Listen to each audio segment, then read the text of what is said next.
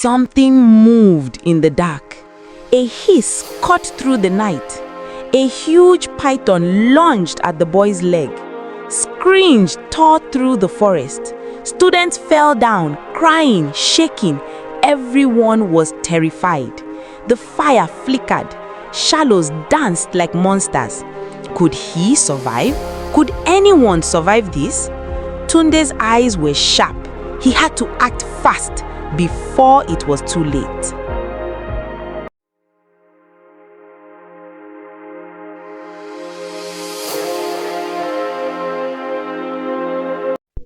The boy fell to the ground. "Ah, my leg! My mommy! My daddy! Help me!" Students screamed, running everywhere.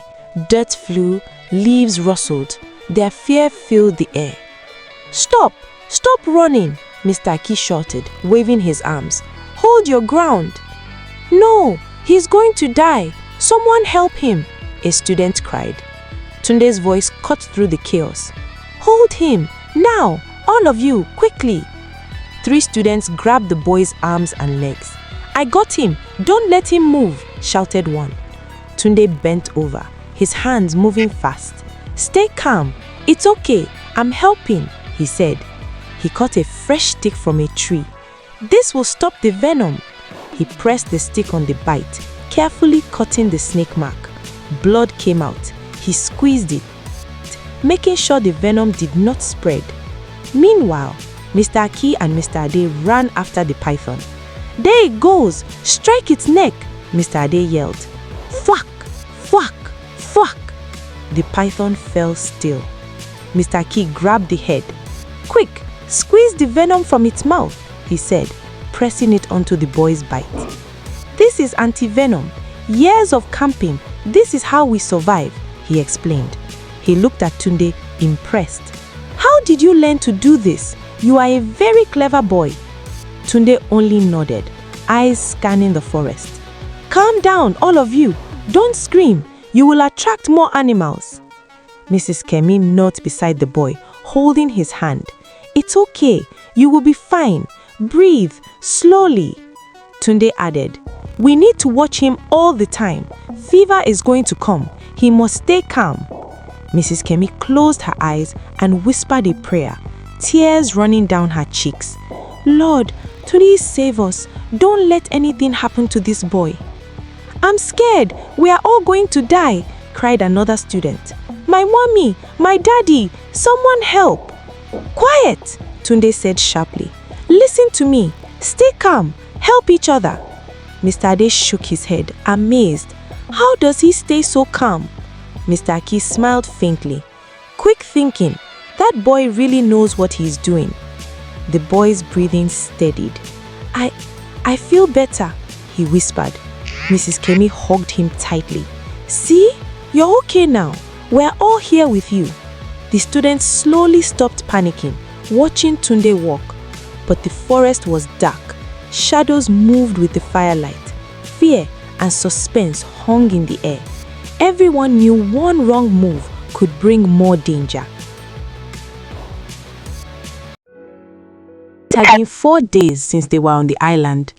The students were tired, hungry, and thirsty. Every night, they slept in their little leaf huts, trying to rest. The searchers were still looking for them, calling their names through the forest. At home, parents cried, worried, praying for good news.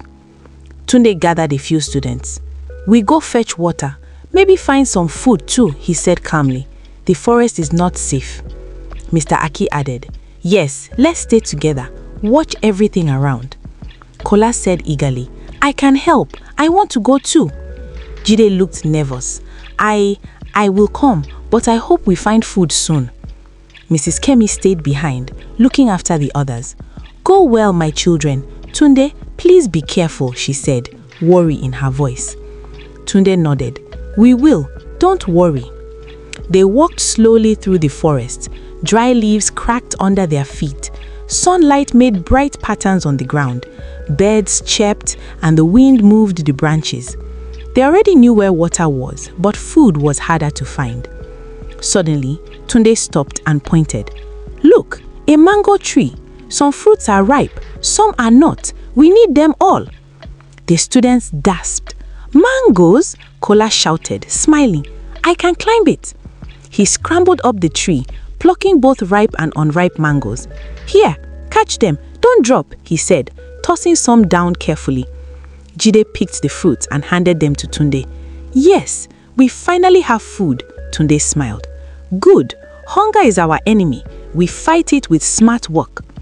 Tunde and Mr. Aki led them to a shallow stream. "Look at the water. Fish are here. Watch carefully," he said. He showed the students how to catch small fish using leaves and careful hands, moving slowly so as not to scare them away. Mr. Aki watched quietly, then asked curiously, "Tunde, how do you know all these tricks? You always seem to know what to do." Tunde shrugged. "I watch life hacks online, and my father takes me fishing sometimes. I learnt a lot."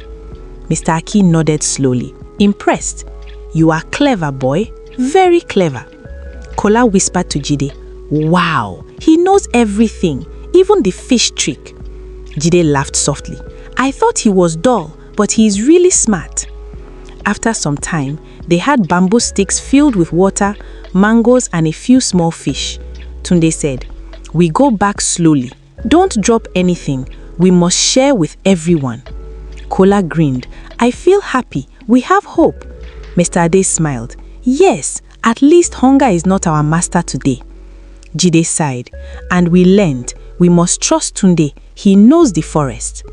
They finally reached the others. The students ran to the water and food, excitement on their tired faces. They laughed softly, happy with the little they had. Mrs. Kemi looked relieved. "Thank God, we have water and mangoes." Jide added, tears in his eyes. "We survived, at least for today." Tunde looked at everyone. "Tomorrow, we plan. We stay smart. We survive together." The forest was quiet around them. The sunlight made everything bright, but their hearts were still tense, knowing the island held more challenges ahead. That evening, the students sat together. The fire burned softly. The fish roasted slowly, and the smell filled the air. Kola smiled. "At last, food." Jide nodded, holding a mango. "Even this one is sweet. I don't care if it's ripe or not." Some students laughed weakly. Others ate quietly, tired but grateful. Mrs. Kemi looked at them. "Eat slowly, don't rush," she said gently. Tunde watched everyone. "Share it well. Nobody should be left out," he added. The boy with the snake bite sat quietly, eating a little. "Thank you. I feel weak," he said softly. "You will be fine," Tunde replied. "Just rest." Suddenly, thunder cracked loudly. Boom! The students froze. "What was that?" one shouted. Before anyone could speak, heavy rain began to fall. "Rain!" Jide shouted. The rain came down hard, very hard. It hit the leaves, the ground, their bodies. The small huts made with leaves started shaking. "Oh no, the huts!" Kola cried. The wind blew strongly. Leaves flew away. Some huts began to fall apart. Students screamed, "Help! The hut is falling!" Water poured everywhere. Their clothes became wet. Their bodies began to shake from cold. Mrs. Kemi rushed to them. "Stay together. Don't run. Stay close," she shouted. Mr. Ade tried to hold one of the huts. "Hold this side. Don't let it fall." Mr. Aki shouted, "Cover yourselves. Use the leaves. Stay low." But the rain was too strong. The fire went out. Darkness came. The students cried loudly, "We are going to die. Please help us." "My mommy, I want my mommy," another cried. Tunde raised his voice. "Stop screaming. Stay together. Stay close." But the rain kept falling. It soaked them completely. Their bodies felt heavy. Their strength was going.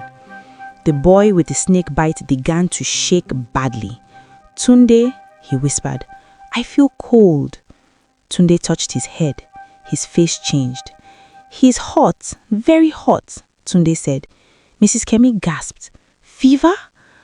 The boy started breathing fast. My body, it hurts. Mr. Aki looked worried. The wound, it is getting infected.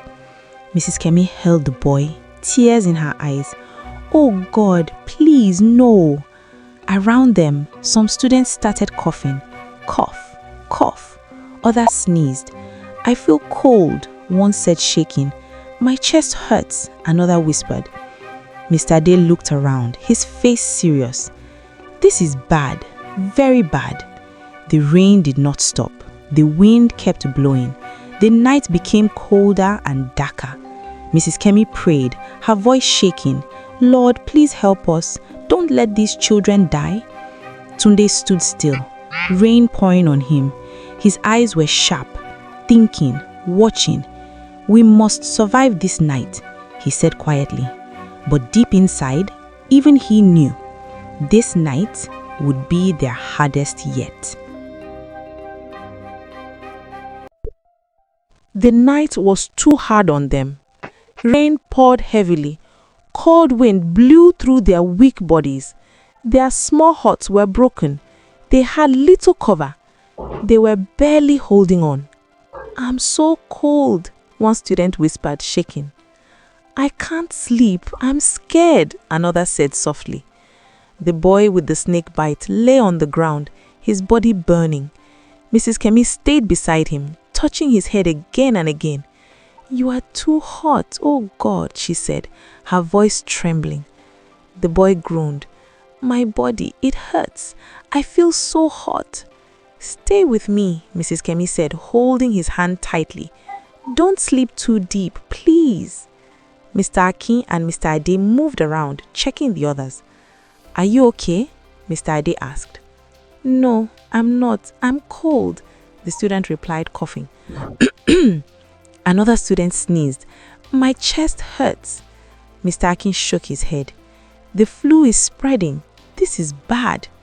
Tunde moved from one student to another. Stay close, share body warmth.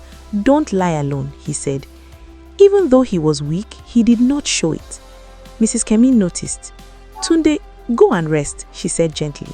Tunde shook his head. No, they need help. You are shaking, she said. I'm fine, he replied quietly. The night felt endless. Slowly, the rain stopped. But the damage was done.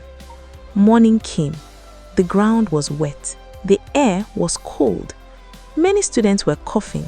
Some had fever. The boy with the snake bite was worse. Mr. Ade touched his head. This fever is too high. Mrs. Kemi looked worried. What do we do now? Mr. Akin stood up. We need herbs, something to help them. Tunde stepped forward. I will go with you. No, Mrs. Kemi said quickly. You need rest. Tunde shook his head. I can still walk. Mr. Ade nodded. All right, let's go. A few students followed them.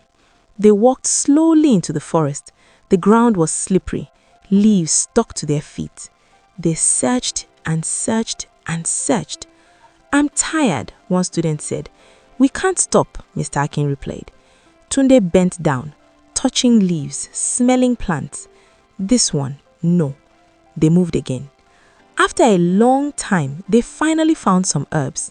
Mr. Akin nodded. This can help. Let's take it. They gathered the herbs and hurried back. When they returned, the others looked weak and tired. We found something, Mr. Ade said. Mrs. Kemi quickly took the herbs. She crushed them with her hands. Open your mouth, she told the sick boy gently. The boy shook his head weakly. It's bitter. I know, but you must take it, she said. She gave it to him.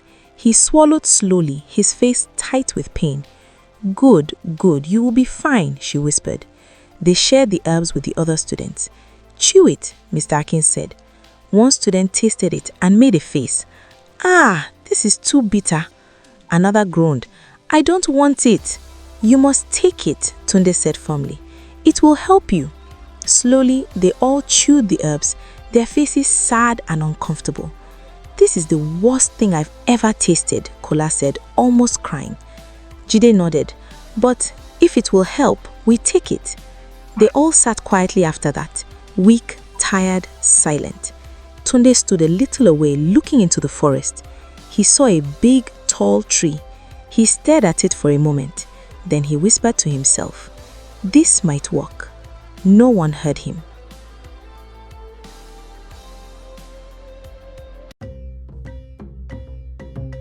The students sat quietly. They were still weak, but a little better than before. Some were no longer coughing too much. The herbs had helped a little. The boy with the snake bite opened his eyes slowly. Mrs. Kemi smiled with relief. "You are better, thank God," she said softly. The boy nodded weakly. "My head is not too hot again." Tunde touched his forehead. "The fever is going down," he said. But when Mr. Aki checked the wound, his face became serious. "This is not good," he said quietly. Mr. Ade leaned closer. "What is it?" "The wound is infected. It is getting worse," Mr. Aki replied. Mrs. Kemi's face changed. "No, please no." Mr. Aki sighed. "This boy needs urgent medical help. If not," he did not finish his words. Silence fell. Some students began to cry softly. Mrs. Kemi lifted her face to the sky. "God, please help us. Don't let this child die." Everyone was worried. Fear returned again. But Tunde stood a little away, quiet, still, thinking. His eyes were focused. His mind was working. After a moment, he turned. "Mr. Aki, Mr. Ade, Kola, come with me," he said. Jide tried to stand. "I will come too." Tunde shook his head. "No, you are too weak. Stay here." Jide slowly sat back down. "Where are we going?" Mr. Ade asked. "Just follow me," Tunde replied. They walked into the forest. Tunde moved fast, like he knew the place already. Kola whispered, "How does he know where to go?" Mr. Aki shook his head. "It's like his brain is a compass." They walked and walked. Finally, they stopped. Tunde pointed. The big, tall tree stood before them. The others looked confused. "What is in the tree?" Kola asked. Tunde shook his head. "Not what is in the tree." They looked at him. "But what the tree can do for us," he said. Mr. Ade frowned. "Explain." Tunde pointed to the top. "One person must climb to the very top. From there, we can see far. Maybe see a way out. Maybe see something, anything that can help us go home." They all looked up. The tree was very tall. Kola swallowed hard. "That is very high." Mr. Aki nodded slowly. This might work." Then Tunde bent down and brought out something he had made. It was a long bamboo tube, smooth and straight. He said, "I made this. It can help us see far." Mr. Ade looked shocked. "When did you make this?" Tunde replied, "Last night." Mr. Aki's eyes widened. "You mean while we were all struggling in the rain?" Tunde nodded. Kola shook his head in amazement. "This boy, you are too much." Mr. Aki smiled. "You are very brilliant, Tunde. Very, very brilliant." They all looked at the bamboo tube again. "This can help us see far, like eyes from the sky," Mr. Ade said. Hope slowly entered their hearts. But then a problem came. They all looked up at the tree again. It was too tall, too high, too dangerous. Kola stepped back. "Who can climb that? We are tired, weak. Some of us are sick." Mr. Aki sighed. "Even me, I don't know if I can make it to the top." Mr. Ade looked worried. "If we fall, it will be worse." Silence filled the air again. They had a plan, a good plan, but no one strong enough to carry it out. Tunde looked at the tree, then at the bamboo tube, then at the others. His face became serious, very serious. Tunde looked at the tall tree. He was weak. His body was tired. His face looked pale, but he stepped forward. "I will try," he said quietly. Everyone turned to him. "Tunde, no," Kola said quickly. "You are weak." Mr. Ade shook his head. Look at you. You can barely stand. Tunde shook his head slowly. We don't have a choice, he said. Someone has to do it. They all went silent. I will climb little by little, Tunde added. Mr. Aki looked at him deeply. Then he nodded slowly. All right, we stay here and guide you. Be very careful. They all moved closer to the tree. Lift him, Mr. Aki said. They pushed Tunde up gently. He grabbed the tree. Take this, Kola said, handing him the bamboo tube. Tunde, please be careful, they all said weakly from behind. Tunde nodded. I will. He held the bamboo and started climbing. It was not easy. His hands slipped, his legs shook, but his mind was sharp. He looked carefully. Here, hold here, step there, he whispered to himself. Little by little, he climbed. Down below, they watched, their hearts beating fast. Careful, Mr. Ade shouted softly. You can do it, Kola added. Tunde kept going. Higher, higher. His body was weak, his arms hurt, his breath was heavy, but he did not stop. Suddenly, his foot slipped. Ah! They all gasped. Tunde! He almost fell. The bamboo almost dropped from his hand. Tunde held the tree tight. His heart raced. Thank God, he whispered. He stayed still for a moment, breathing, calming himself. Then he continued, slowly, carefully. At last, he reached near the top. He stopped. This is enough, he whispered. Any higher is too risky. He adjusted himself, making sure he had balance. Then he lifted the bamboo tube and looked far, far into the forest. He saw trees, bushes, more trees. Nothing. He turned slowly, checking another side. Still nothing. No, no, he whispered. Then he paused. Birds. A group of birds flew across the sky, all in one direction. Tunde's eyes widened. They are going somewhere, he whispered. He followed the direction of the bamboo tube. They don't just fly like that. A weak smile came to his face. There must be a path. There must be something there. Hope. At last. He lowered the bamboo. I found something, he whispered to himself. He threw the bamboo down. When it fell, Kola grabbed it. Got it. Tunde began to climb down. It was easier now without the bamboo. Slowly, carefully, step by step, everyone watched. You're almost there, Mr. Ade shouted. Just a little more. Then suddenly, a huge flying ant rushed straight at his face. Ah! It stung him. Tunde jerked in pain. His hand slipped.